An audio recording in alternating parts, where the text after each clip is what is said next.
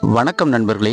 நான் பல கத்தோலிக்க தேவாலயங்களுக்கு சென்று அந்த ஆலயத்தின் சிறப்புகள், வரலாறு, வழிபாட்டு விபரங்கள், அந்த ஆலயத்திற்கு செல்லும் வழிமுறைகள் ஆகியவற்றை விளக்கி அந்த ஆலயங்களுக்கு நீங்கள் நேரடியாக சென்று வந்த அனுபவத்தை பெறும் வகையில் வீடியோக்களை உருவாக்கி இந்த சேனலில் பதிவிட்டு வருகிறேன்.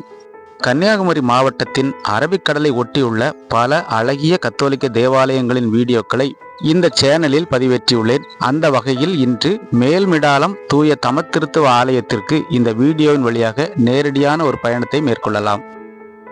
அரண்மனை போன்ற தோற்றமுடைய இந்த அழகிய தேவாலயம் அமைந்துள்ள மேல்மிடாலமானது நாகர்கோவிலில் இருந்து 32 கிலோமீட்டர் தொலைவிலும், குளச்சலில் இருந்து 8 கிலோமீட்டர் தொலைவிலும் அரபிக்கடலை ஒட்டி அமைந்துள்ளது.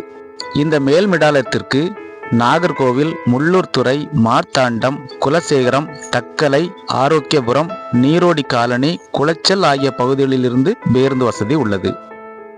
1932ஆம் ஆண்டிலிருந்து மிடாலம் பங்கின் கிளைப்பங்காக இருந்த இந்த மேல்மிடாலம் 1992 முதல் தனிப்பங்காக செயல்பட்டு வருகிறது. 600 குடும்பங்களையும் 17 அன்பியங்களையும் கொண்டது இந்த மேல்மிடாலம் பங்கு. மேலும் இந்த பங்கிலிருந்து பலர் இறை அழைத்தலுக்காக சென்று குருக்களாகவும் அருட்சகோதரர்களாகவும் அருட்சகோதரிகளாகவும் இறைபணி செய்து வருகிறார்கள்.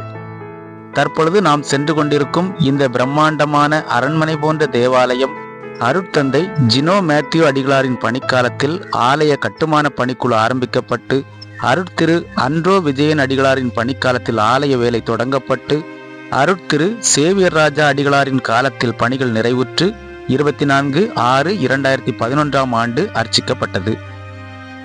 புனிதர்களுக்காக, நம் அன்னை மரியாளுக்காக எத்தனை ஆலயங்கள் அர்ப்பணிக்கப்பட்டிருந்தாலும் நம் கத்தோலிக்க திருச்சபையின் மறைக்கோட்பாடான மூவோர் இறைவனுக்கென்று ஒரு ஆலயம் அர்ப்பணிக்கப்பட்டிருக்கும் பொழுது அந்த ஆலயத்தின் மகிமையே தனிதான். தமத்திருத்துவமாக வாழும் மூவோர் இறைவனின் பாதத்தில் நம்முடைய இதய வேண்டுதல்களை வைப்போமா?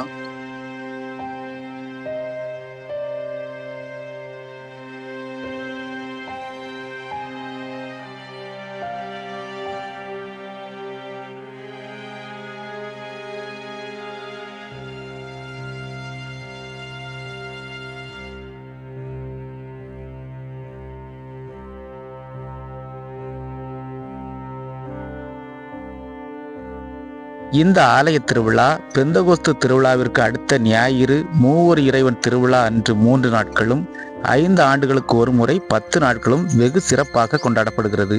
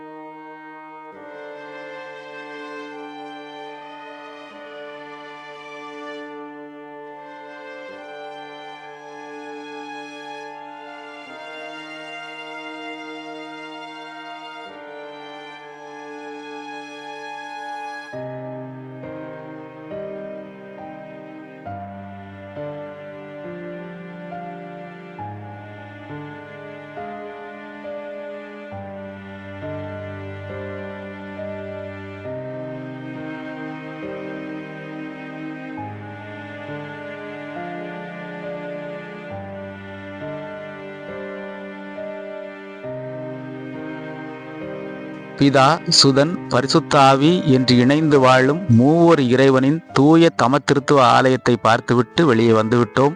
இனி இந்த ஆலய வளாகத்தில் உள்ள சகாய அன்னை சிற்றாலயத்தை பார்த்துவிட்டு இல்லம் திரும்பலாம். இந்த ஆலயத்தின் கூகுள் மேப் லொகேஷன் இந்த வீடியோவின் டிஸ்கிரிப்ஷனில் உள்ளது. இந்த ஆலயத்தின் தொடர்பு எண் எதுவும் கிடைத்தாலும் டிஸ்கிரிப்ஷன் பாக்ஸில் வைப்பேன், தேவையெனில் பயன்படுத்திக் கொள்ளுங்கள். சரி நண்பர்களே, இந்த வீடியோ உங்களுக்கு பிடிச்சிருந்தா ஒரு லைக் போடுங்க, உங்கள் நண்பர்களுக்கும் ஷேர் பண்ணுங்க. இந்த வீடியோவில் ஏதாவது நிறை குறை இருந்தால் கமெண்ட்ல சொல்லுங்க. இதே போல பல கத்தோலிக்க தேவாலயங்களின் வீடியோக்களும் இந்த சேனலில் உள்ளது. நேரம் கிடைக்கும் பொழுது கண்டிப்பா அதையும் பாருங்க. இந்த ஊரில் உள்ள புதுமை நிறைந்த புனித அந்தோனியார் குருசடி அடுத்த வீடியோ பதிவாக வரும். நன்றி, வணக்கம்.